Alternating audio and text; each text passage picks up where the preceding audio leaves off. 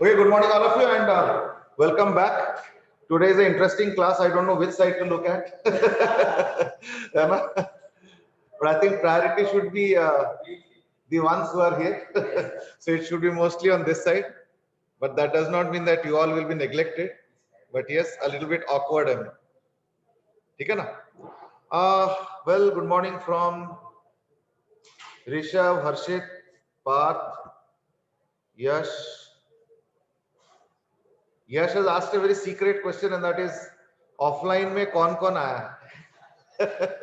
So let that remain a secret right now. एक और question ध्रुव से आया, and that is एलन का पेपर कब से है? एलन वाला मैं आज कंफर्म कराता हूँ. Aryanth has asked the same question. कितने बच्चे आए हैं? So again, as I said, let that remain a secret. Whatever. How many are there? अब सबका क्यूरियोसिटी यही है कि कितने लोग हैं. चलो, anyway, हम लोग उस दिन लास्ट जो कर रहे थे वो था फील्ड पोटेंशियल, है ना? Specially concerning sphere. एक और पोटेंशियल एनर्जी कांसेप्ट हमने डिस्कस किया था, थोड़ा सा याद करके देखो. पोटेंशियल एनर्जी हमने कैसे डिवाइड करे? दो टाइप के. क्या क्या बताया था?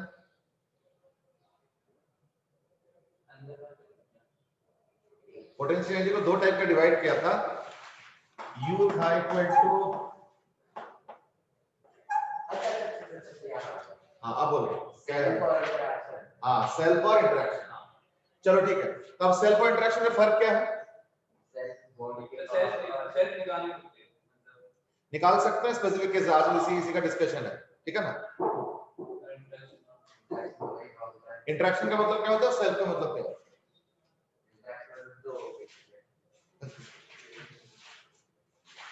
चलो, सबसे पहला चीज जो पता चलता है ऑफलाइन में, और वो ये है कि रिवीजन कितना फ्रीक्वेंटली हो रहा है. चलो कोई नहीं, एक बार मुड़ के देख लो. बाकी तुम लोग भी आंसर कर सकते हो. सेल्फ और इंटरेक्शन में फर्क क्या है? अंश,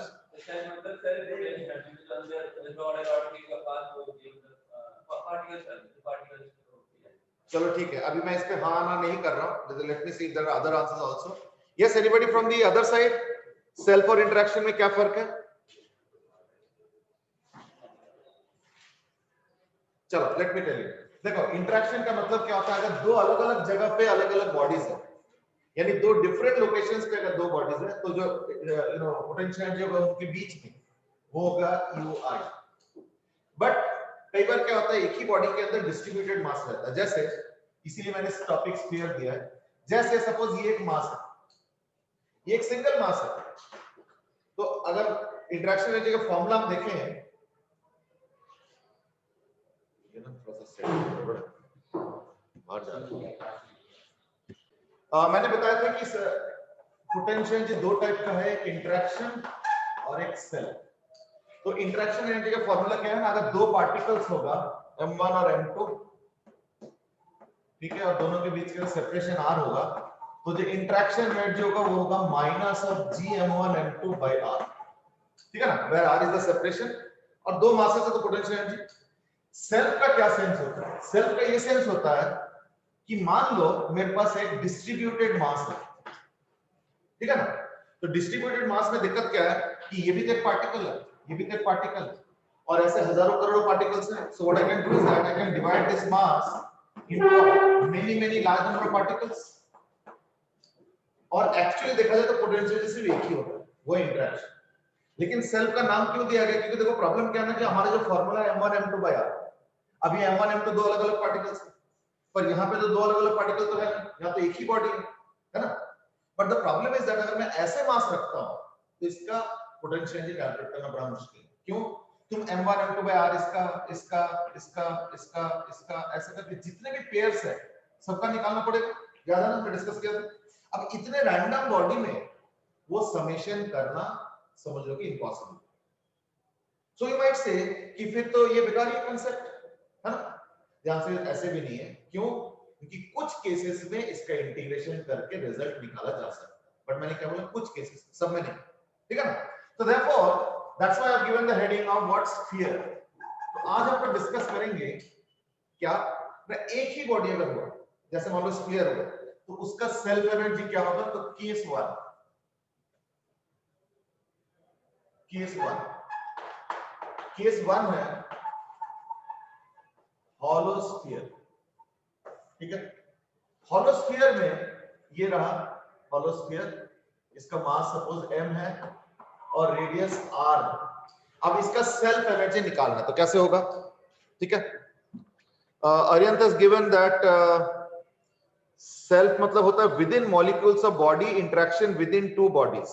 चलो ठीक है, I think Aryanth has given the right answer and that is self का मतलब होता है एक ही बॉडी के अंदर अलग अलग मॉलिक्यूल्स के बीच का जो एनर्जी है वो सेल्फ हो गया, और इंटरेक्शन तो एक्चुअल जो एनर्जी होता है वो इंटरेक्शन ही होता है, उसको मैंने फार्मूला पहले दे दिया।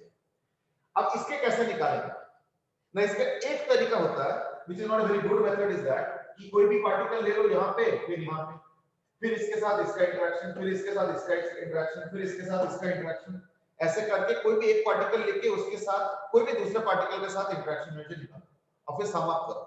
बट ये प्रोसेस बड़ा कॉम्प्लिकेटेड है, ये बड़ा कॉम्प्लिकेटेड है। और पता कहां पे दिक्कत आएगा कि अगर यहाँ पे एक पार्टिकल लेता हूं, अगले वाला जो पार्टिकल होगा उसके बीच में डिस्टेंस तो बहुत ही कम, तो यानी इंफिनिटी की तरफ ट्रेंड करेगा। लेकिन फिर एक और पॉइंट भी है क्या कि मासेस भी बहुत कम है, तो डिनोमिनेटर इंफिनिटी की तरफ टेंड करा रहा है। क्यों? क्योंकि नीचे बहुत ही लार्ज स्मॉल क्वांटिटी, लेकिन न्यूमरेटर जीरो की तरफ टेंड कर रहा है। क्यों? क्योंकि डीएम बहुत छोटा होगा, डीएम बहुत छोटा होगा और आर भी बहुत छोटा है। सो देयरफॉर अल्टीमेटली जब मैं पूरा सम अप करूंगा तो फाइनाइट ही आएगा।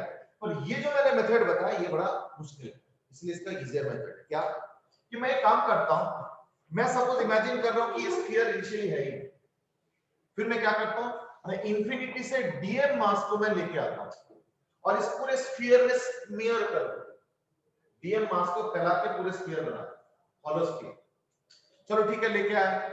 तो ये जो पहला डीएम मास है, फर्स्ट डीएम मास के लिए डीडब्ल्यू क्या होगा बताओ जरा। फर्स्ट डीएम लाने के लिए जो वर्क डन करना पड़ेगा वो कितना होगा? अब इधर से भी कोई आंसर आता है, देख लेते हैं। हाँ जी, नहीं रुको, फॉर्मूला यूज करो, minus G m1 m2 by r। तो m1 क्या होगा? m1 हो गया, नहीं समझो मैं क्या बोल रहा हूं। मैं कह रहा हूं मान लो कि अभी मान लो स्फीयर है ही नहीं, मैं डीएम लेके आया तो स्फीयर बना, फिर एक और डीएम लेके आऊंगा उसके साथ चढ़ा दूंगा, फिर एक और डीएम लेके आऊंगा उसके ऊपर चढ़ा दूंगा। ऐसे धीरे धीरे धीरे धीरे क्या होगा, मास बढ़ता जाएगा। कब तक करूंगा? जब तक इसका मास पूरा m ना हो, ये प्रोसेस। अब ऐसे करते करते कभी ना कभी शुरू करना पड़ेगा। तो जो फर्स्ट डीएम लाऊंगा मैं, उसके लिए क्या वर्क डन होगा वो बताओ, इसको देखिए। हां, जीरो। जीरो क्यों बता रहे हो? क्योंकि अलग दूसरा कोई मास ही नहीं, क्योंकि मैं डीएम लेके आ रहा हूं पर यहां पे तो अभी कोई मास नहीं है। बिल्कुल सही बोला, इसलिए पहले वाले के लिए तो डीयू हो जाएगा जीरो, मतलब डीडब्ल्यू हो गया जीरो, बिल्कुल सही। अब अगले के लिए क्या होगा ना, अगले के लिए मैं यूज करूंगा, अगले के लिए यूज करूंगा पोटेंशियल क्या होता है m into v, और v हॉलो स्फीयर के लिए क्या होता है सरफेस पे, सरफेस पे हॉलो स्फीयर के लिए पोटेंशियल क्या होता है माइनस जी। तो यानी सेकेंड डीएम के लिए क्या होगा ना, m into v यूज करूंगा तो m तो dm हो गया है ना, dm हो गया m, और v की जगह क्या पुट करोगे minus G dm by r. क्यों? क्योंकि अगर m मास होता है स्फीयर का तो उसके सरफेस पे पोटेंशियल क्या होता है माइनस जीएम बाय आर, यानी minus of G dm by r हो गया। ये सेकेंड डीएम लाने का वर्क है। अच्छा अब कितना आ चुका है? 2 डीएम आ चुका है। अब मैं थर्ड वाला डीएम लेके आ रहा हूं।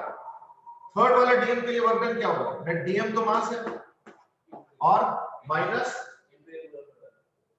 नहीं माइनस 2 डीएम बाय आर हो गया, यानी minus G 2 dm by r.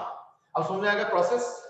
यानी प्रोसेस क्या होगा, एक एक करके डीएम लेके आओ और जो ऑलरेडी एग्जिस्टिंग मास है उसके वजह से पोटेंशियल निकालो, और फिर क्या करो, इसको टोटल करो।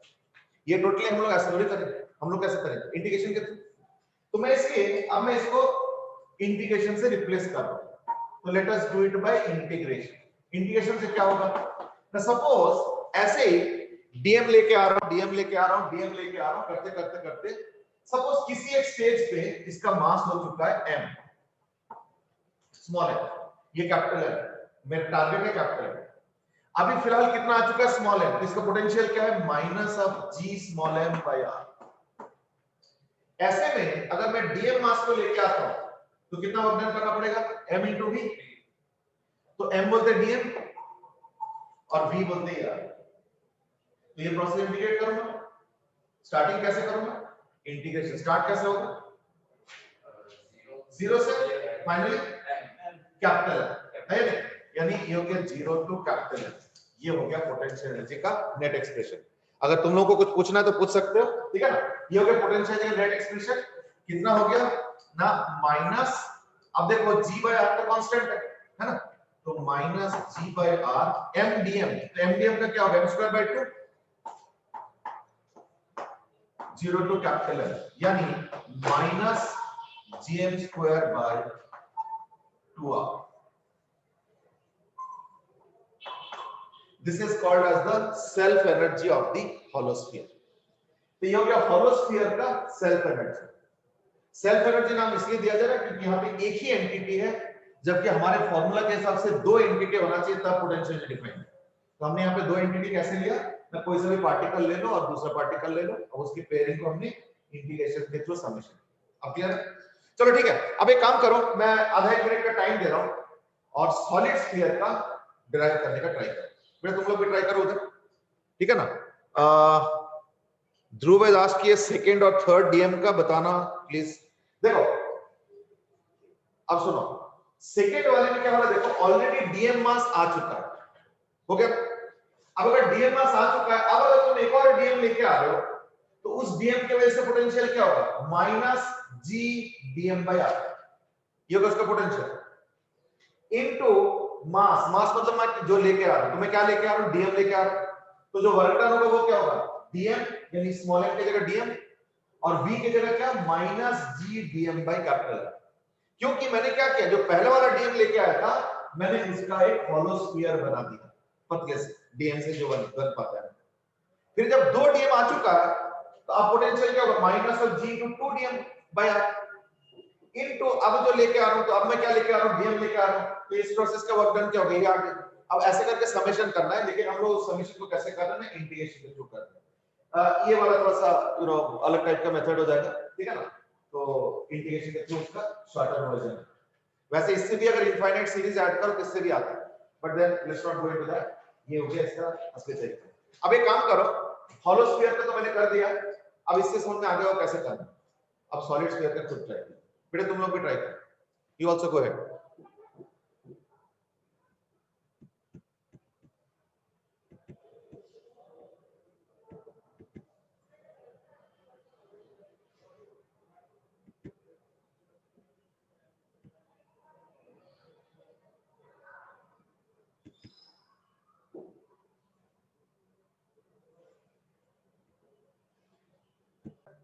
जो क्वेश्चन है वो है potential inside a solid sphere due to a particle. देखो सॉलिड स्फीयर की वजह से अंदर पोटेंशियल होगा, वो भी हम लोग काम करेंगे उसके ऊपर, आज देखेंगे। तो द थिंग इज दैट अभी जो मैं बोल रहा हूं वो है potential energy of a solid sphere. ये थोड़ा अलग है, ठीक है। I M now asking self energy of solid sphere. ये मेरा सवाल है। हॉलो स्फीयर का सामने रिजल्ट है, अब मैं उसको मिटा देता हूं। ओम पाठक और जसराज ने ऑलरेडी आंसर दे दिया है। ओम पाठक तुम्हारा साइन गलत है, वैसे आंसर सही है। जसराज का आंसर वैसे सही है। और तुम लोगों ने किसने वर्कआउट किया? प्रोसेस वही होगा कि थोड़े थोड़े करके मास लेके आओ और पूरे मास को कंप्लीट, ठीक है ना। लेकिन इस बार डिफरेंस क्या हो गया ना, पिछले बार पता है क्या फायदा क्या हुआ था कि सारा मास आके वही आर रेडियस पे जमा हुआ। इस बार ऐसे नहीं, इस बार क्या मेरे पास एक सॉलिड स्फीयर है,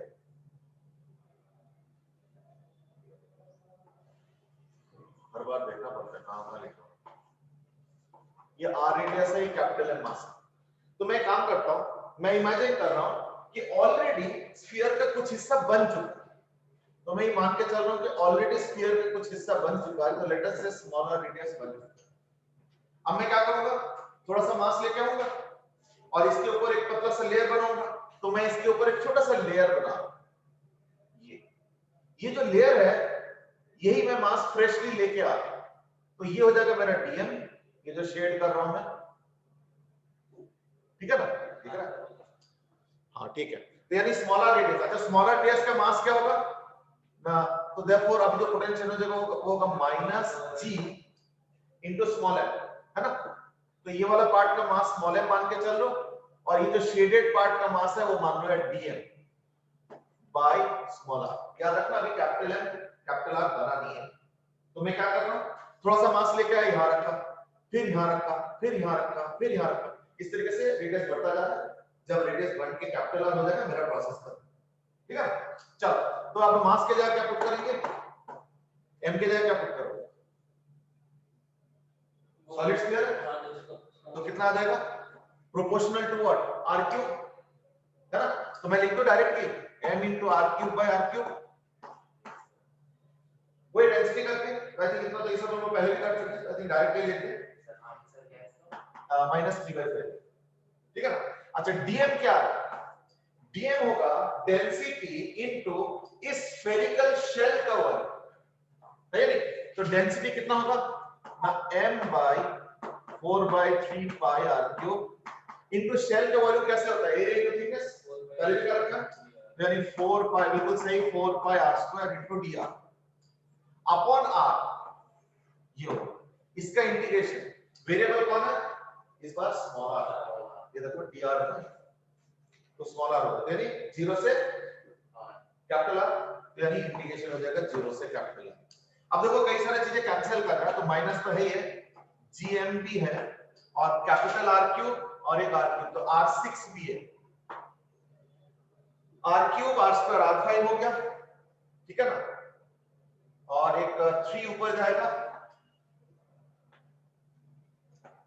ठीक है ना, ये वाला 3, 4 पाई कैंसिल, ठीक है, R5 और R यानी R4 आ जाएगा, R4 dr 0 to capital R, यानी हो जाएगा minus of 3/5 g m square by r, ठीक है।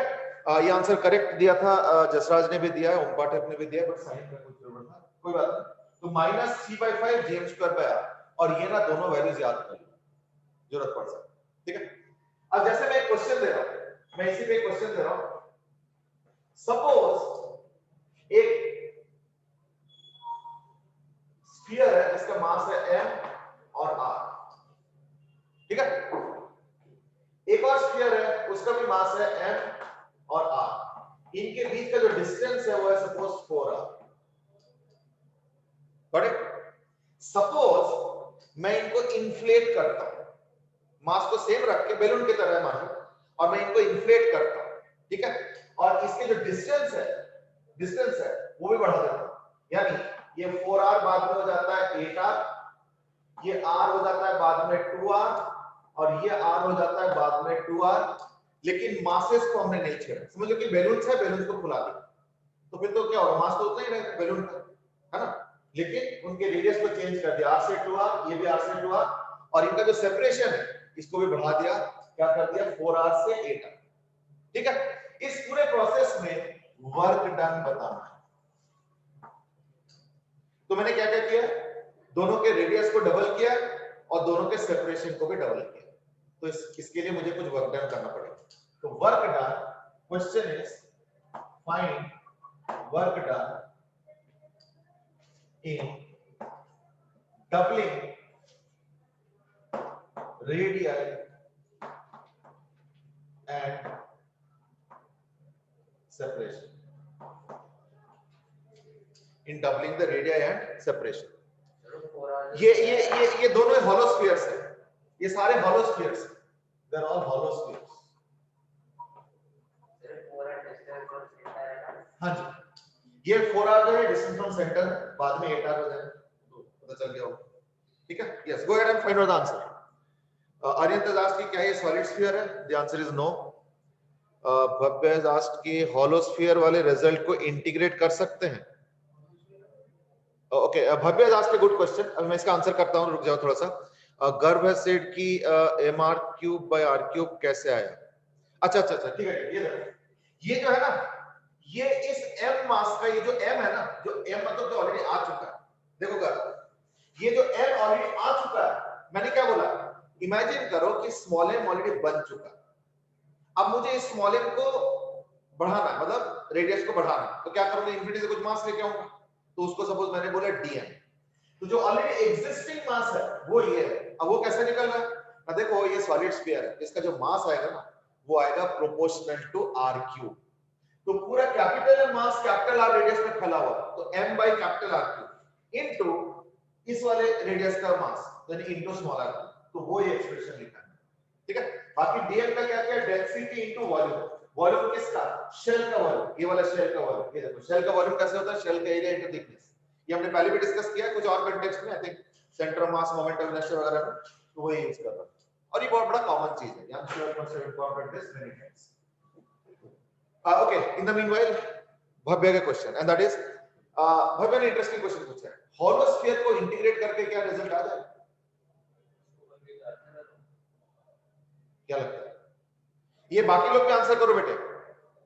भव्य आज का क्वेश्चन है दैट इज, ये जो ये नहीं मतलब वो सॉलिड वाला रिजल्ट, अब तो मिटा देना, सॉलिड स्फीयर का रिजल्ट क्या हॉलो स्फीयर को इंटीग्रेट करके आएगा, बहुत सारा उसको पहले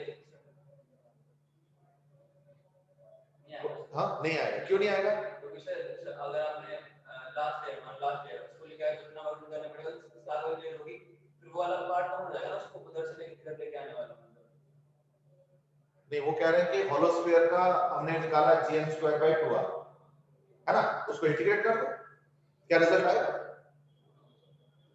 3gm²/2 इस क्वेश्चन का, नहीं वो तो मैं भी देखूंगा क्वेश्चन तो अभी बनाया मैंने, ओके देखो आंसर इज नहीं आएगा, अब रीजन समझो, लॉजिक समझो, लॉजिक इज दैट हमने हॉलो स्फीयर के क्या निकाला, सेल्फ एनर्जी, अगर तुम इस सॉलिड स्फीयर को देखोगे तो let's take two hollow spheres, ये एक हॉलो स्फीयर हो गया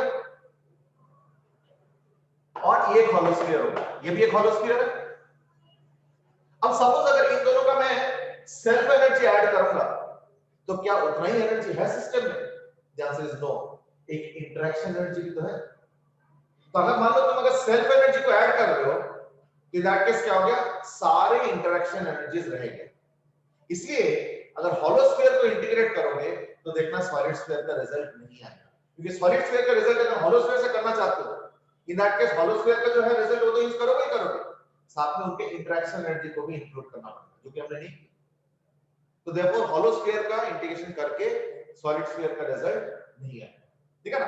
आई होप बब्बे you got your answer. In the meanwhile इस क्वेश्चन का भी कुछ यू नो आंसर आया हुआ है, and that is Aditya Mathur का gm²/4r, तुम्हारा क्या आंसर है तुम्हारा gm²/8r, चलो ठीक है। आर्यन जैन का आंसर है 17/8 gm²/r। अच्छा एक चीज और भी है, इज दैट साइन इंपॉर्टेंट है, ध्यान रखना, ठीक है ना, साइन इज इंपॉर्टेंट, चलो ठीक है। अच्छा चलो एक काम करते हैं, सपोज मैंने अभी क्वेश्चन सॉल्व नहीं किया, इस क्वेश्चन में सपोज 3 नेगेटिव आंसर्स है ऑप्शंस में और एक पॉजिटिव है, तो क्या तुम सॉल्व करोगे या आंसर पॉजिटिव होना पड़ेगा या नेगेटिव होना पड़ेगा, क्या जजमेंट, अब देखो ये रिस्क भी तो हो सकता है कि वो डिस्ट्रैक्शन के लिए दिया गया और 3 नेगेटिव में से एक आंसर होना है, देखो ऐसे रिस्क नहीं ले सकते जब तक अपने ऊपर लॉजिक क्लियर ना हो, तो क्या इस केस में वर्क डन का साइन पॉजिटिव होगा, ऐसे कोई गारंटी है या कोई लॉजिक है,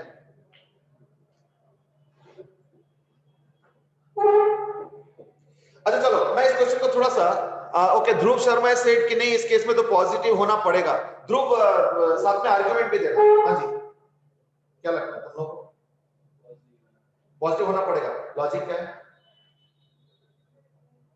अच्छा चलो ठीक है, जब हमने पोटेंशियल डिस्कस किया था 2-3 क्लास पहले, तब उस दिन मुझे याद है मैंने क्लास घर से लिया था, उस दिन याद होगा मैंने बताया था कि वैसे तो पोटेंशियल डिफाइन किया जाता है by minus of work done by gravitation, क्योंकि gravitation is actually the conservative force, लेकिन हमने थोड़ा सा डिफाइन अलग तरीके से किया पोटेंशियल एनर्जी ग्रेविटेशन में, कैसे ना it is equal to the work done by the external force, क्यों, क्योंकि external force always gravitation force के एग्जैक्टली ऑपोजिट डायरेक्शन में फोर्स देता है, देखो एक्सटर्नल फोर्स किस नेचर का है मुझे पता करने की जरूरत नहीं है, क्योंकि एक्सटर्नल फोर्स को हमने माइनस ऑफ ग्रेविटेशन कर दिया है, यानी क्या होगा, वो भी कंजर्वेटिव होगा क्योंकि ग्रेविटेशन का उल्टा कर दिया।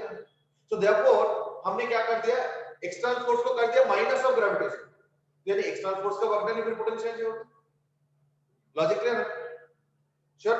ओके, अब देखो ये जो मासेस है, अगर इसका रेडियस बढ़ाना है तो ये नेचुरली क्या करना चाहता है बताओ, ये जो स्फीयर है ये नेचुरली क्या करना चाहता है, अंदर की तरफ आना चाहता है बिकॉज़ ऑफ ग्रेविटेशन। लेकिन मैं क्या कर रहा हूं, मैं इसके रेडियस को बढ़ा रहा हूं, मुझे ऐसे करना पड़ेगा, ऐसे करना पड़ेगा, ऐसे करना पड़ेगा। इसका मतलब क्या हुआ, मैं जिधर फोर्स लगा रहा हूं उसी तरफ डिस्प्लेसमेंट करना पड़ेगा मुझे, तो मेरा वर्क डन क्या होगा, पॉजिटिव। और जो मेरा वर्क डन है वही तो ग्रेविटेशन पोटेंशियल के वर्क डन के हिसाब से होता है। आगे सुनिए। अच्छा, अब दूसरा लॉजिक, ये जो दो पार्टिकल्स है, चलो पार्टिकल तो नहीं स्फीयर है, इनके सेपरेशन को बढ़ाना है, इनके 4r से 8r करना, तो देयरफॉर मुझे ऐसे करके ले जाना पड़ेगा, यानी मैं कैसे फोर्स लगा रहा हूं इधर और मेरा डिस्प्लेसमेंट भी इधर, इसको भी मैं ऐसे फोर्स लगा रहा हूं और डिस्प्लेसमेंट भी इधर, यानी डिस्टेंस बढ़ाने में मेरा वर्क डन पॉजिटिव, तो तीनों ही तो पॉजिटिव है। एक स्फीयर का रेडियस बढ़ाने में मेरा वर्क डन पॉजिटिव, दूसरे स्फीयर का रेडियस बढ़ाने में मेरा वर्क डन पॉजिटिव, और दोनों के सेपरेशन बढ़ाने में उसमें भी पॉजिटिव आ रहा है, तो देयरफॉर नेट पॉजिटिव होना पड़ेगा। अब इसमें बताता हूं और क्या हो सकता है। सपोज रेडियस को बढ़ाया, सेपरेशन घटाया, फिर मैं डाउटफुल रहूं, क्योंकि सेपरेशन घटाने में क्या हो रहा है ना, मुझे ऐसे रोक के धीरे धीरे लाना पड़ रहा है, यानी मैं फोर्स ऐसे लगा रहा हूं लेकिन डिस्प्लेसमेंट ऐसे हो रहा है, तो डिस्टेंस घटाने में मेरा वर्क डन नेगेटिव हो गया, लेकिन रेडियस बढ़ाने में हो गया पॉजिटिव। अब मैं कैसे श्योर हो जाऊंगा, अब तो वो डिपेंड करेगा ना कि कौन सा पॉजिटिव ज्यादा है या नेगेटिव ज्यादा है एंड सो ऑन। लेकिन इस क्वेश्चन का आंसर गारंटीड पॉजिटिव होना पड़ेगा, यानी अगर बाय चांस तीन ऑप्शन नेगेटिव एक ऑप्शन पॉजिटिव है तो सॉल्व करने की जरूरत नहीं, टिक लगा दो। हां, अगर नन ऑफ दिस हो तब तो फिर नहीं लगा सकते हो, रिस्क हो जाता है नहीं। चलो let's start.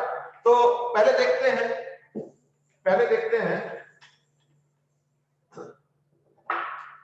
Initial total potential और फाइनल टोटल पोटेंशियल, फिर माइनस करें तो फाइनल कितना आ रहा है ना, माइनस gm² बाय 8r। ये हो गया इंटरेक्शन, ये फाइनल का इंटरेक्शन हो गया। और सेल्फ, तो सेल्फ हो जाएगा -2 इंटू, क्योंकि दो है तो फॉर्मूला क्या है, gm² बाय 2r, यानी -2 इंटू gm² बाय 2r। ये हो गया u फाइनल। u इनिशियल में क्या होगा ना, ये हो जाएगा -gm² bye 4r -2 into gm² में 4r होगा ना। अच्छा नहीं सॉरी, ये हो गया 2 इंटू 2r, है ना, 2 इंटू 2r, और ये हो गया 2r। ठीक है, तो delta u final minus initial, यही मुझे वर्क डन करना पड़ेगा, क्योंकि जो पोटेंशियल जो चेंज हो रहा है वो मेरे ही वर्क डन के कारण। ठीक है, इनिशियल तो आ ही रहेगा। हां, इनिशियल नीचे 2r होगा। इनिशियल में होलो स्फीयर का पोटेंशियल जो gm² बाय 2 है, सेल, ये सेल पर, ठीक है ना, सेल वाला डबल कर दिया, ये दो स्फीयर और ये इंटरेक्शन, और ये फाइनल हो गया सेल और फाइनल इंटरेक्शन। ठीक है ना, तो अब -gm² बाय r कॉमन ले लो या gm² बाय r कॉमन ले लो, क्योंकि फाइनल माइनस इनिशियल होना। तो अब देख लो क्या आ रहा है, तो -1/8 और ये -1/2 प्लस 1/4 प्लस 1, या ठीक है। तो 8 से क्या आ जाएगा, -1 -4, तो -5 प्लस 2 प्लस 3, सॉरी माइनस कितना आ रहा है, +3 और +8, यानी आई थिंक 5/8 आ रहा है शायद, वो चेक करो जरा, वो चेक कर लो, 5/8 आ रहा है।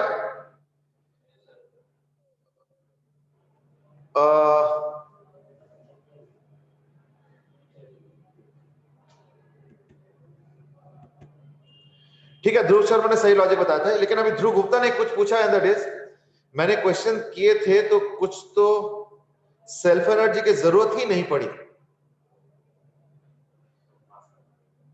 अब सुनो, what Dhruv is asking is that probably शायद कुछ क्वेश्चंस ट्राई किए होंगे मेरे ख्याल से, मुझे ये लगता है। अब सेल्फ एनर्जी क्यों नहीं जरूरत पड़ता है कभी-कभी, ये समझ। सपोज अगर इस क्वेश्चन में मैं क्या करता हूं, सिर्फ सेपरेशन चेंज करता हूं, रेडियस नहीं चेंज करता, सपोज सिर्फ चेंज करूंगा तो सेल्फ एनर्जी लिए क्या करना, वो तो कैंसिल ही होगा, वो तो टाइम वेस्ट की बात है या नहीं। So therefore Dhruv, I am not saying that your experience is wrong, but वो एक्सपीरियंस पता है क्यों करेक्ट हो रहा है, क्योंकि इसी क्वेश्चन में अगर मान लो मैं सिर्फ सेपरेशन चेंज करता, रेडियस चेंज नहीं करता, तो in that case self energy लेने की जरूरत नहीं है, सिर्फ इंटरेक्शन एनर्जी से चल जाता। क्यों? क्योंकि सेल्फ एनर्जी पहले जितना होगा बाद में भी उतना ही होगा, तो अगर यूज करोगे भी या कैलकुलेट करोगे भी तो फाइनल इनिशियल बराबर है, तो कैंसिल होके एनीवे टाइम वेस्ट करने की कोई मतलब नहीं है। बट अगर मान लो रेडियस चेंज होता है, तो इन दैट केस सेल्फ का भी हिसाब किताब रखना पड़ेगा, और इस बार देखो मैटर भी किया है ना, सेल्फ अगर नहीं लेते तो आंसर गलत आता है। चलो ठीक है, ओके, अरियत ने भी यही बोल दिया, ये भी चलो ठीक है। So that was about self energy solid and hollow. अब एक क्वेश्चन आया था और मेरा नेक्स्ट टॉपिक भी वही था, बट क्वेश्चन तो ऑलरेडी आ गया था, इज दैट वो अलग बात है, क्वेश्चन थोड़ा गलत तरीके से पूछा गया था, बट मैं उस क्वेश्चन को मॉडिफाई करके ठीक से बता भी देता हूं। हमने लास्ट क्लास में किया था कि अगर मान लो एक हॉलो स्फीयर होता है, हॉलो स्फीयर होता है, और अगर उसके अंदर कोई पॉइंट होता है at a distance of small r, ठीक है ना, where small r is capital r less than capital r, तो पोटेंशियल कितना बताया था, सरफेस पे जितना होगा उतना, यानी minus of gm by capital. ये हॉलो स्फीयर के लिए तो सही हो गया, क्यों? क्योंकि हॉलो स्फीयर में सरफेस तक का वर्क डन करना पड़ता है, उसके फर्दर वर्क डन नहीं करना पड़ता, क्योंकि अंदर फील्ड जीरो है। अंदर फील्ड जीरो का अगर याद होगा हमने काफी डिटेल में पूरा उस दिन दिखाया। अब एक काम करते हैं, टॉपिक बदल देते हैं, अब हम करते हैं सॉलिड स्फीयर। सॉलिड स्फीयर के अंदर फील्ड क्या होता है वो हमने डिस्कस कर लिया है या नहीं। अब उसको यूज करके अब यहां पे पोटेंशियल निकालो, but this time it is for a solid sphere. इस बार अंदर वाले पार्ट के लिए भी वर्क डन करना पड़ेगा, क्यों? क्योंकि अंदर वाले पार्ट में इस बार फील्ड होगा, ठीक है ना। चलो गो ahead and find out the potential at small r, where small r is less than capital R. 8:45 क्यों? तुम लोग अगेंस्ट पीरियड लास्ट में, मैं सोच रहा देखो ऐसा ना पूरा डिटेल तो नहीं बताऊंगा दे, मैं ऐसे फॉर्मूला बता देता हूं, फॉर्मूला मैं यहां पे लिख देता हूं शायद, और बहुत आसान फॉर्मूला है। अगर स्मॉलर डिस्टेंस दूर अगर तुमको फील्ड निकालना है तो उसका आंसर आता है gmr by r3। ये इसका मैग्नीट्यूड है, बाकी डायरेक्शन अपने आप कर लेते हैं। Jasraj has given an answer और जसराज का आंसर सही है। थोड़ा सा लिखा गलत है, मैं समझ गया, उसमें मिस्टेक तुमने लिखने में किया है, बट आई एम श्योर उसको तुमने सही किया होगा, आंसर के फॉर्मेट देख के पता चल रहा है। सो मैं आज की सॉलिड स्फीयर के डेरिवेशन में डीएम को लेके क्यों नहीं किया डिराइव? बेटे डीएम तो लिया था, डीएम ही तो था वो शेल वाला मास 4πr² dr वाला। बेटे सो में एक बार दोबारा डेरिवेशन देख लो, डीएम लिया था हमने, 4πr² dr जो किया था ना वो डीएम के लिए था, और इनटू m/4/3π वो डीएम के लिए था। चलो ठीक है, लेट्स स्टार्ट फ्रॉम हियर। ये जो वर्क डन है इसको हम दो फेज में डिवाइड करेंगे। एक हो गया सरफेस तक लाने में, तो सरफेस तक लाने में वर्क डन कितना आया था, -gm/r। तो इसको दो फेज में डिवाइड करता हूं कि पोटेंशियल का डेफिनेशन क्या है, इंफिनिटी से एक 1 kg मास को लाना है। तो इंफिनिटी से अगर मैं 1 kg मास को यहां पे लेके आता हूं तो उसका वर्क डन तो ये होगा, किसका वर्क डन मेरा।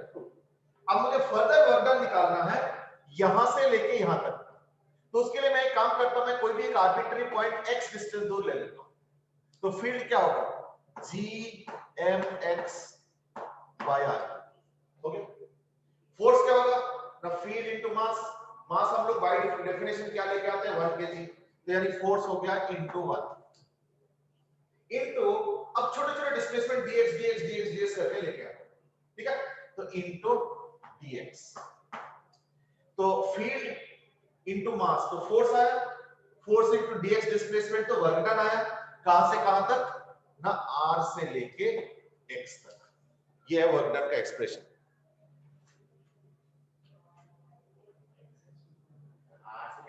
So मैं again asked a question, हाँ बेटा, हाँ सर, स्मॉल r, सो मैं लास्ट अनदर क्वेश्चन, और हर्षित ने भी एक आंसर भी दिया है। हर्षित तुम्हारा आंसर ठीक है, आंसर ये सही है। अच्छा, सो मैं लास्ट की जैसे होलोस्फीयर में बार बार डीएम को लेके आया था, वैसे देखो होलोस्फीयर का सिचुएशन और सॉलिड स्फीयर का सिचुएशन अलग है, थोड़ा समझो। होलोस्फीयर में हमने क्या किया, जो लेके आ रहे थे ना डीएम, हर बार सेम सेम था, समझो ना।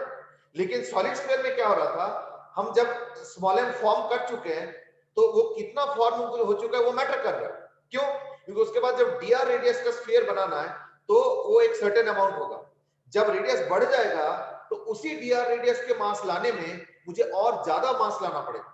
तो देखो हर बार जो डीएम लेके आ रहा हूं मैं, सॉलिड स्फीयर की बात कर रहा हूं, उसमें डीएम अलग अलग है, तो इसलिए वो एक्सप्रेशन के फॉर्म में आया।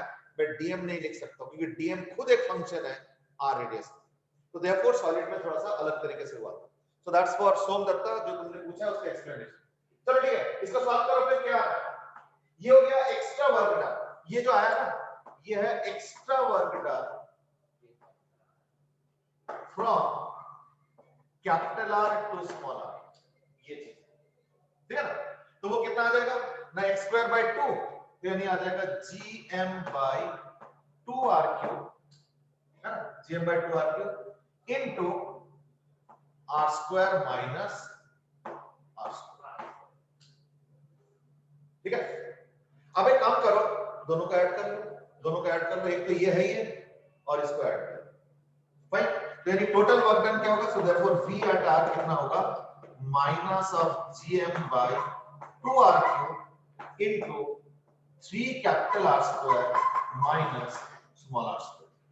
अब एक काम करो, मैंने उस दिन होलोस्फीयर का पोटेंशियल और फील्ड का ग्राफ बनाया, ठीक है, सॉलिड स्फीयर का फील्ड का भी ग्राफ बनाया। आज एक काम करो, सॉलिड स्फीयर का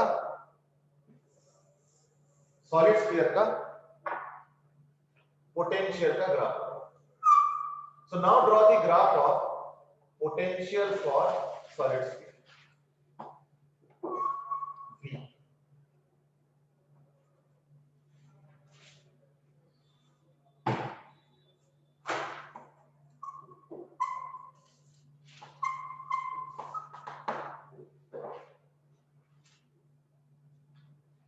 और मुझे याद है कि मैंने एक पोल भी कराया था होलोस्फीयर के पोटेंशियल की, और 2/3 जने जो है हड़बड़ी में गड़बड़ किए थे, जबकि कठिन क्वेश्चन नहीं था कि कौन से क्वाड्रेंट में बनेगा।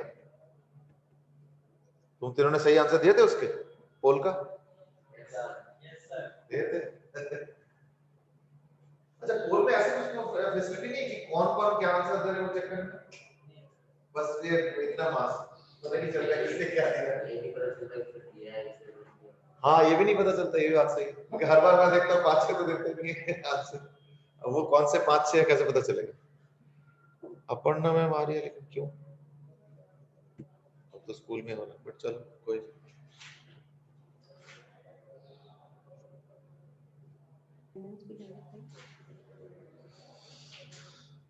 जसराज है सेट कि 3rd क्वाड्रेंट में बनेगा, वो तो ठीक है, बट फिर भी एक्चुअल ग्राफ बनाओ।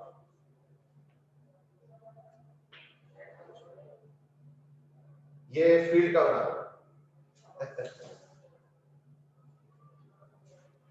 पांडा सर, गुड मॉर्निंग। अच्छा, पोटेंशियल एट द सेंटर क्या बनेगा वैसे बाय द वे इस केस में? पांडा सर, गुड मॉर्निंग। हाँ, गुड मॉर्निंग। आज एक्चुअली ना ब्रोकन अटेंडेंस है, कुछ हाँ, कुछ यहाँ पे। I know. So I just wanted to know how many students have turned up today, sir. Can you tell me the names? Names है अंश, देवत्या, क्रिश और हाँ और देवव्रत। अंश, क्रिश और देवव्रत। हाँ जी। Okay. ओम नहीं आया? नहीं, ओम तो नहीं। अच्छा, only three, sir. हाँ। Okay. Thank you, sir. Thank you. हाँ, बाकी तो आपको अटेंडेंस में दिख ही रहे। हाँ, बाकी तो मुझे दिख जाएगा, सर। Thank you. ओके, ठीक है।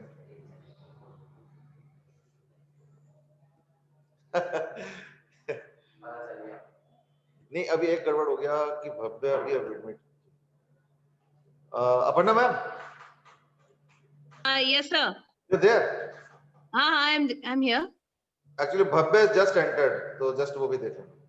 अच्छा ठीक है सर, ठीक है। I am yet to take the attendance, ठीक है। चलो ठीक है। Okay. Dhruv has given the right comment and that is finally आपको बताना ही पड़ा। सही बात है। ये थॉट मेरे उसी टाइम आया था जब वो पूछ रही थी, लेकिन अब सर ने पूछा है तो बताना तो पड़ा ही। चल anyway, तो सेंटर में कितना होगा? 0 नहीं होगा बच्चे।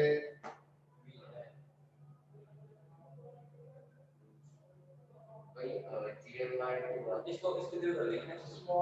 स्मॉल r को 0 कर देंगे, क्या निकला आंसर? G/2 ठीक है ना?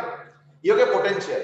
अब इसमें एक हिसाब याद करने से फायदा होता है, इसलिए मैं बता देता हूं। दैट इससे कैलकुलेशन पता चलता है। पता क्या कि अगर इंफिनिटी से यहां तक अगर वर्क डन W होता है तो सरफेस से सेंटर तक W/2 होता है।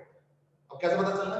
क्योंकि सरफेस का माइनस GM/r और ये माइनस 3GM/2r, यानी आधा ऐड हुआ, मतलब विद माइनस साइन, बट जो भी आधा ही हुआ, तो यानी यहां से यहां तक अगर 100 है तो यहां से यहां तक 50 आ। ये इसका कैलकुलेशन।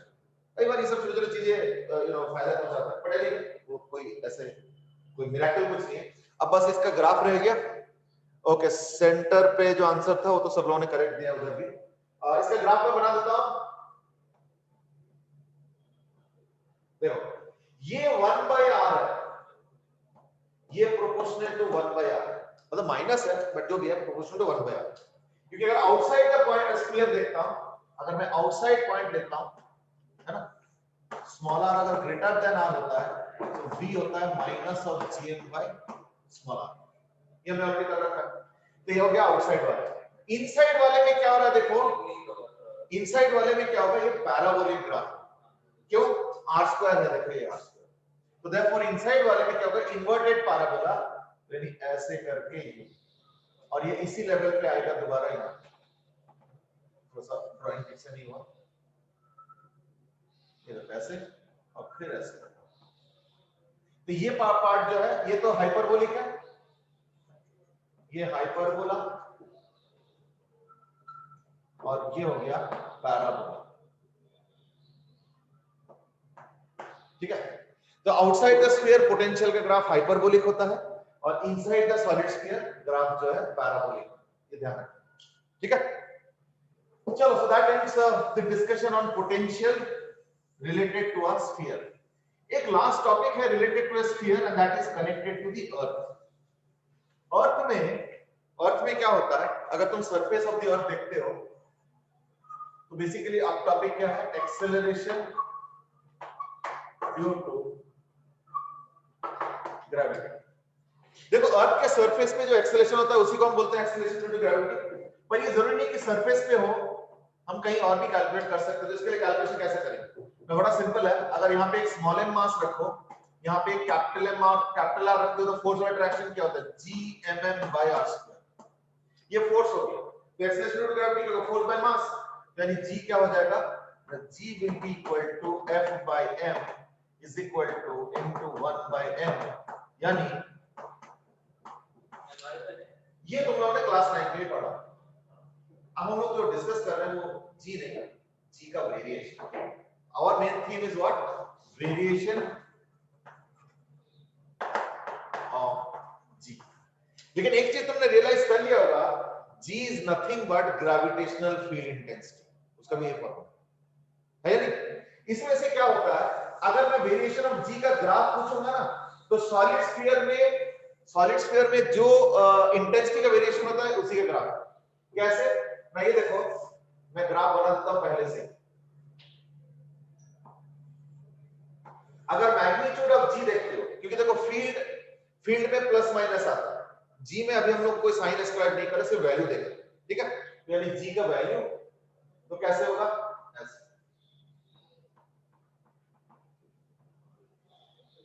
प्लीज अंडरस्टैंड, फील्ड का ग्राफ ऐसे नहीं होता है। फील्ड का ग्राफ देखा होगा, यहाँ पे मैंने नीचे बनाया, क्योंकि फील्ड में हम लोगों ने साइन का इश्यू रखा था।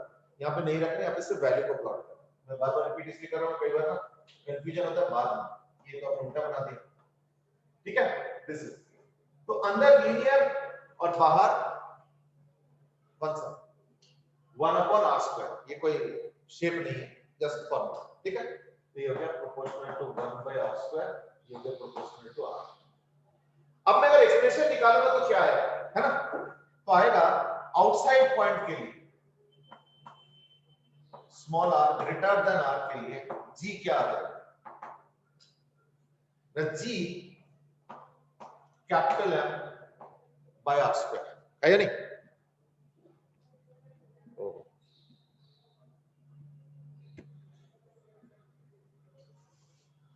सोमेश दास की एक ग्राफ में x और y कोऑर्डिनेट्स क्या है? ऑब्वियसली y कोऑर्डिनेट पोटेंशियल था और x कोऑर्डिनेट पोजीशन था, और इसमें तो g और ये हो गया पोजीशन, ठीक है ना?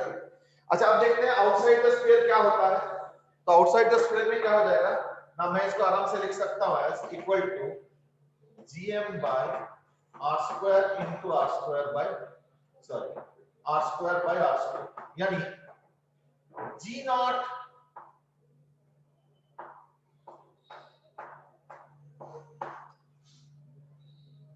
I'm writing g naught as the g at the surface, so I can easily write this formula. Okay? अच्छा कई बार क्या होता है, हम लोग इस फॉर्मूला को हाइट के टर्म्स में लिखना चाहते हैं, हाइट के टर्म्स। कैसे ना, एक काम करता हूं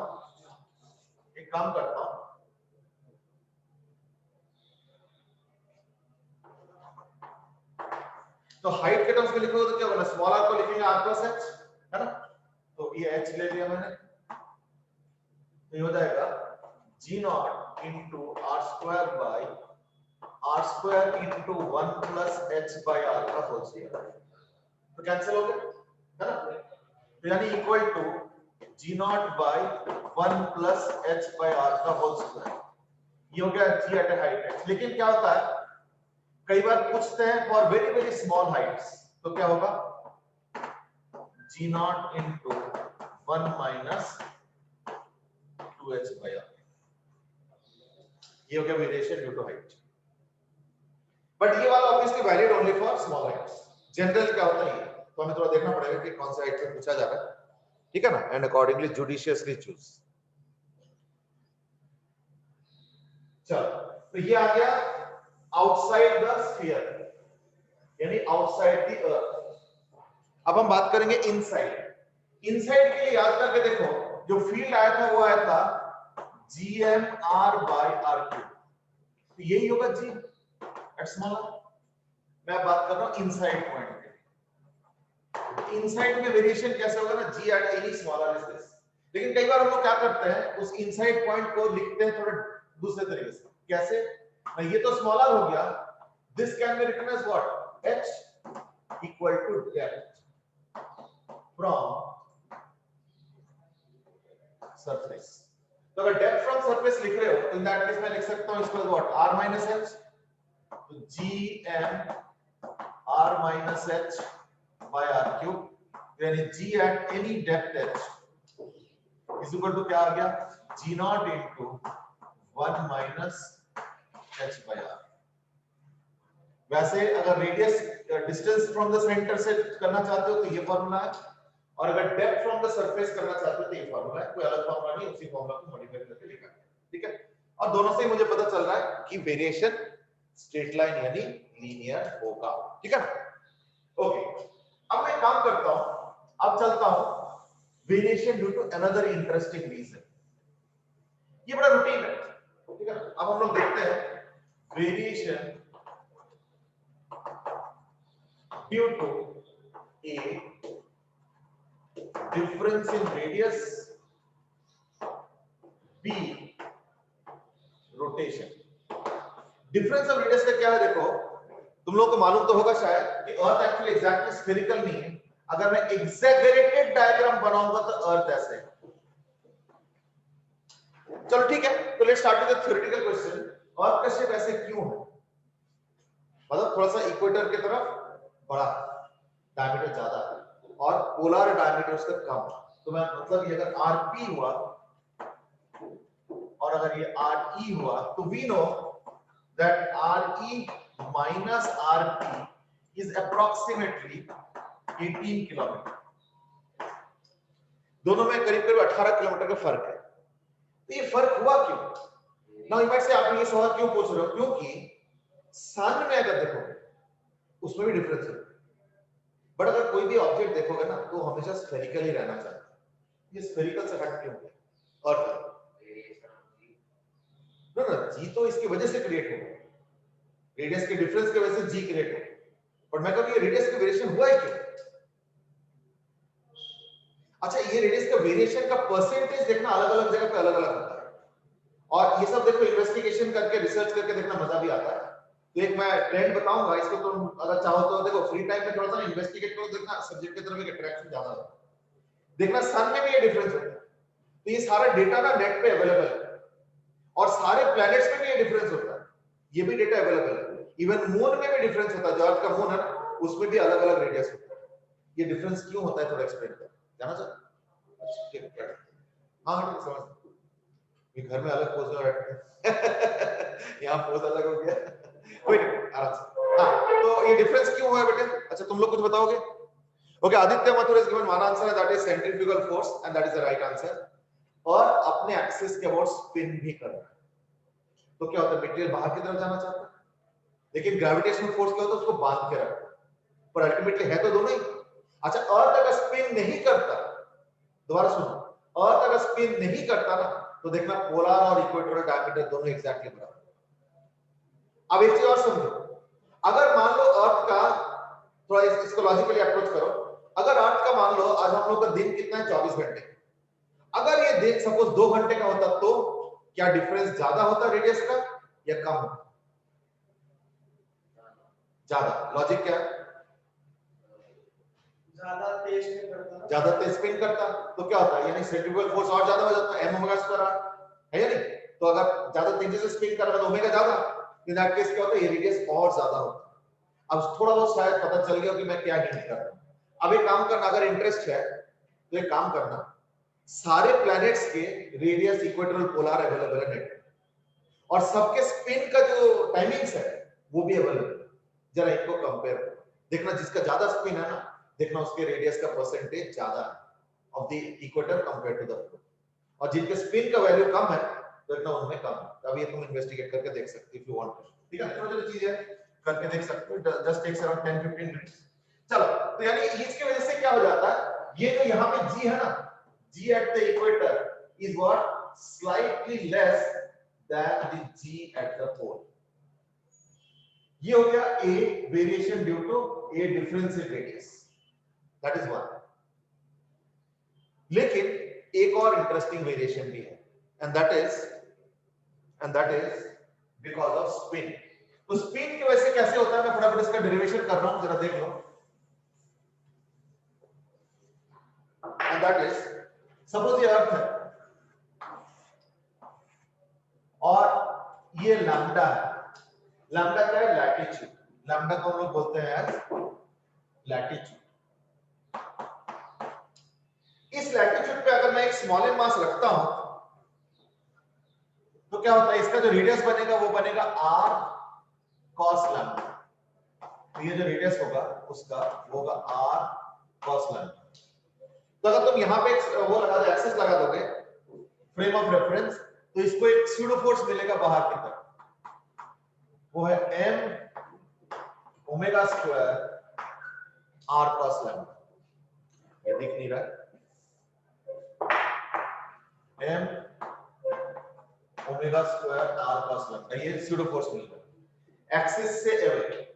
ये इधर नहीं होगा क्योंकि इस पार्टिकल का जो रोटेशन होगा ना, सर्कुलर मोशन होगा, ऐसे होगा, तो उसके अपने सेंटर से अवे होगा, ठीक है?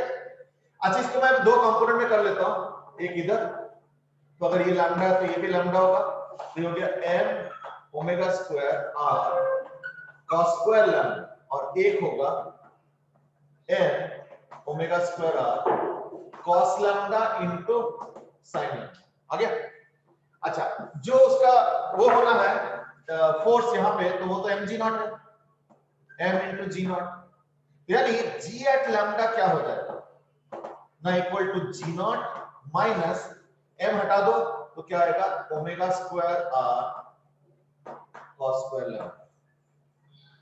अब बोलो कैसे किया, नेट फोर्स कितना आ गया, mg not minus m omega square r cos square lambda, और हम तो एक्सेलरेशन ढूंढ रहे हैं, तो एक्सेलरेशन के लिए क्या होता है, फोर्स बाय मास, तो मास कैंसिल, तो कितना आ गया, g naught minus omega square r cos square lambda. अब चेक कर लो इसको, ठीक है ना? हाँ ठीक है, तो g lambda is equal to g naught minus omega square cos square lambda. That means g at pole कितना हो जाएगा और जी एट इक्वेटर क्या हो जाएगा? तो जी एट पोल कितना हो जाएगा ना, पोल के लिए लैम्डा क्या होता है 90 डिग्री, तो ये तो खत्म हो गया, यानी क्या हो गया जी नॉट, और जी एट इक्वेटर क्या होगा, जी नॉट माइनस ओमेगा स्क्वायर। वैसे भी ध्यान रखना एक चीज कि इक्वेटर का जी नॉट वैसे भी कम है, ये दोनों जी नॉट भी कंपेरेबल नहीं है, इसका जी नॉट भी वैसे भी कम है, बल्कि एक काम करो, इसको मैं लिख देता हूं जी नॉट पोल माइनस दिस, और इसको लिख देता हूं जी नॉट इक्वेटर माइनस दिस। अब एक चीज बताओ, जी नॉट पोल का वैल्यू वैसे भी ज्यादा है, ऊपर से इक्वेटर का जो है ना जो वैल्यू है उसमें से और माइनस होना है, क्यों, ड्यू टू रोटेशन। तो देयरफॉर क्या होता है, ओवरऑल देखा जाए तो जी नॉट इक्वेटर सॉरी जी पोल का और इक्वेटर में कंपेयर कर तो जी पोल का हमेशा ज्यादा होगा, और दोनों ही रीजन की वजह से ज्यादा होगा, एक रेडियस कम की वजह से और एक स्पिन के इफेक्ट ना होने की वजह से, ठीक है? तो therefore obviously g at pole is greater than g at equator. अच्छा, एक और इंटरेस्टिंग वेरिएशन भी होता है, माइनर वेरिएशन, मैं अगले दिन बता दूंगा, अब तो टाइम बिल्कुल खत्म हो गया। एक लास्ट क्वेश्चन से मैं एंड करना चाहूंगा, ठीक है? सिर्फ क्वेश्चन सोचने के लिए दे रहा हूं, रेस्ट थोड़ा इन्वेस्टिगेट करना चाहो इन्वेस्टिगेट कर सकते हो घर में। ये क्या कर रहा है, हमने इसका हिसाब तो कर लिया, इसका हिसाब भी कर लिया, ये कहां गया, क्या, क्यों, किसका एक्सेस टेढ़ा होगा? नहीं तो फिर इधर अगर हो तो उधर क्या होगा फिर? अगर एक्सेस टेढ़ा होने से अगर कोई इफेक्ट होता है तो इफेक्ट अगर यहाँ पे क्या होता है, न्यूट्रलाइज हो जाता है, तो फिर वहां पे क्या होगा, वो तो टिल्टेड की तरफ हो गया। इसलिए एक्सेस टेढ़ा होने से हमारे इस टॉपिक पे कोई फर्क नहीं पड़ता, ठीक है? एक्सेस टेढ़ा होने से थोड़ा सा एक दूसरे टाइप का फर्क पड़ता है, वो है सन का इफेक्ट का फर्क पड़ता है, बट सन तो बहुत दूर है, तो सन का इफेक्ट जी पे हम लोग कैलकुलेट करते हैं, इज टू लेस, ठीक है ना? तो हम लोग अर्थ का इफेक्ट जी में कैलकुलेट करते हैं। वैसे ऐसे नहीं है कि सन का इफेक्ट नहीं होता है, क्योंकि अगर सन का इफेक्ट नहीं होता ना, तो दैट के जो हाई टाइड और लो टाइड होता ना नदियों में और समुद्र में, फिर वो उतना प्रोनाउंस नहीं हो पाता, बट ये सन का इफेक्ट होता है, तो मून का भी इफेक्ट होता है, सन का भी होता है, और जब सन और मून एक ही साइड में हो जाता है तो और ज्यादा इफेक्ट होता है, और सन और मून जब अपोजिट साइड में होता है तो मून का डोमिनेट करता है, इसलिए तभी भी हाई टाइड होता है, ठीक है ना? ये चीज, चलो खैर नहीं, तो मेरा सवाल ये है कि ये वाला कंपोनेंट क्या कर रहा है, तो दैट इज द होमवर्क, ठीक है ना? टाइम बिल्कुल खत्म हो गया, तो होमवर्क ये है कि तुमको एनालाइज करना है, रिसर्च करना है कि ये वाला कंपोनेंट का कैसे हम लोग हैंडल करते हैं, ठीक है? So that's the homework. चलो ठीक है, आज Shreyas has given an answer and that is Coriolis. अभी फिलहाल कोरियोलिस क्या है कि इसको शॉर्टकट मत करो, इसके बड़े इंटरेस्टिंग इंप्लीकेशंस हैं, तो मैं बताऊंगा अगले दिन, ठीक है ना? अब टाइम खत्म हो गया इसलिए आज मैं यहीं पे एंड कर रहा हूं। Anyway, let's end like this, that it was a little different kind of an experience, है ना? कुछ लोग यहाँ बैठे हैं और डोमिनेंट यानी मेजॉरिटी उधर बैठे हैं। पहले तो मैं बताने वाला नहीं था कि कितने बैठे हैं, बट देन अपर्णा मैम को ऐसे बताना पड़ा। चलो, nonetheless doesn't matter, तो मैं चाहूंगा हाँ वो कर सकते, चलो ठीक है, इतना चलता है, मतलब तो चलना ही था, कौन सा कोई सीक्रेट था। हाँ वो तो कर लिया होगा उन्होंने। चलो एनीवे, तो मैं ये चाहूंगा कि तुम लोग भी जो है थोड़ा सा एंथुसियास्टिकली वो करो, कोशिश करो आने का, आने के कुछ और भी फायदे होते हैं जो कि आने के बाद पता चलेगा, ठीक है ना? आज बताया तुम लोग को? हाँ ना, मतलब बताया क्या, डिक्लेयर हो आज होना चाहिए मतलब। ओके, देहा में आज की क्या सीपीटी में ग्रेविटेशन पूरा आएगा? देखो पूरा मतलब ये कि जितना हमने किया अभी तक है ना वो तो आएगा ही, ठीक है? और वैसे मंडे में खत्म हो जाएगा, ठीक है ना? मंडे में चैप्टर खत्म हो जाएगा तो पूरे रख देते हैं, फिर ये है और वो नहीं है, हाँ रोटेशन और ग्रेविटेशन, ठीक है ना? और पूरे ही रख लेते हैं, बस थोड़ा सा बचता है वो है सैटेलाइट्स, है ना? सैटेलाइट मोशन, तो अगले दिन कर लेंगे, हो जाएगा, ठीक है? क्वेश्चन एक आध दिन कभी और कर लेंगे। चलो आज के लिए इतना ही है, we will have a meeting hopefully tomorrow.